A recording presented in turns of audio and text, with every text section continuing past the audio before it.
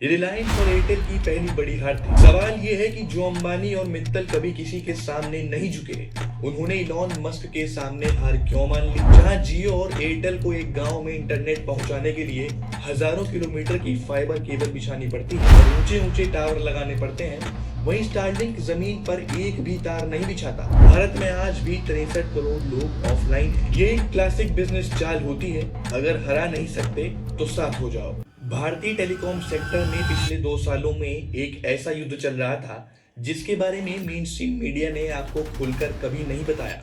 जी हाँ, मुकेश अंबानी और सुनील मित्तल ने सिर्फ इलॉन मस्क के स्टारलिंक को भारत से बाहर रखने के लिए करीब 34,000 करोड़ रुपए खर्च कर दिए। लेकिन 8 दिसंबर 2025 को वो दिन आया जब इन दोनों दिग्गजों को मस्क की तकनीक के सामने झुकना ही पड़ा। जी हाँ, क्योंकि स्टारलिंक आधिकारिक तौर पर भारत में लॉन्च हो चुका है।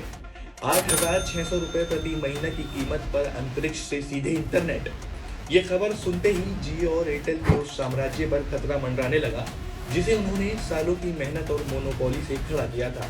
सवाल ये है कि जो अंबानी और मित्तल कभी किसी के सामने नहीं झुके, उन्होंने इलॉन मस्क के सामने हार क्यों मान ली और भारत सरकार ने उनके 34,000 करोड़ रुपए के निवेश को नजरअंदाज कर मस्क के लिए रेड कारपेट क्यों बिछा दिया।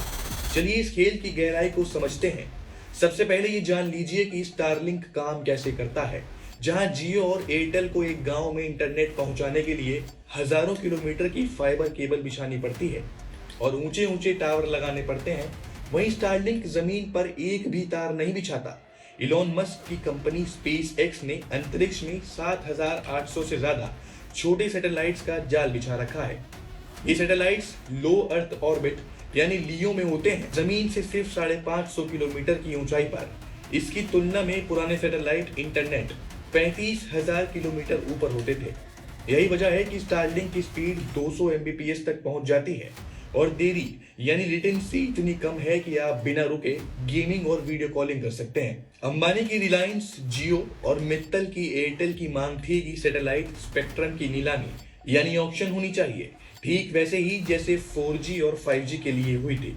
उनका तर्क था कि उन्होंने स्पेक्ट्रम खरीदने में अरबों डॉलर लगाए हैं, इसलिए विदेशी कंपनियों को ये प्रशासनिक आवंटन या मुफ्त में नहीं मिलना चाहिए। लेकिन सरकार ने साफ कर दिया कि दूर दराज के इलाकों, पहाड़ों और समंदर के बीच टावर लगाना नामुमकिन है और वहां कनेक्टिविटी के लिए नीलामी के बजाय प्रशासनिक आवंटन ही सही रास्ता है। रिलायंस और एयरटेल की पहली बड़ी हार थी, लेकिन असली ड्रामा तब शुरू हुआ जब मार्च 2025 में इन दोनों कंपनियों ने अचानक यूटर्न ले लिया। कल तक मस्क का विरोध करने वाले अंबानी और मित्तल अब स्टारलिंक के पार्टनर बन गए हैं। जी हाँ, ये एक क्लासिक बिजनेस चाल होती है, अगर हरा नहीं सकते तो साथ हो जाओ। जियो और एयरटेल जानते हैं कि उनके पास भारत भर में हजारों स्टोर और एक मजबूत रिटेल नेटवर्क है जिसका इस्तेमाल स्टारलिंक अपनी सर्विस बेचने के लिए जरूर करेगा। बदले में स्टारलिंक के जरिए उन्हें उन दुर्गम इलाकों में भी ग्राहक मिलेंगे जहां केबल पहुंचाना घाटे का सौदा था। हालांकि स्टारलिंक का 8,600 रुपए का प्लान आम आदमी के लिए महंगा लग सकता है, लेकिन इसका असली टारगेट बड़ी कॉर्पोरेट्स, शिपिंग कंपनियां, पहाड़ों से बने रिजॉर्ट्स और भारतीय सेना है। भारत में आज भी 63 करोड़ लोग ऑफलाइन हैं।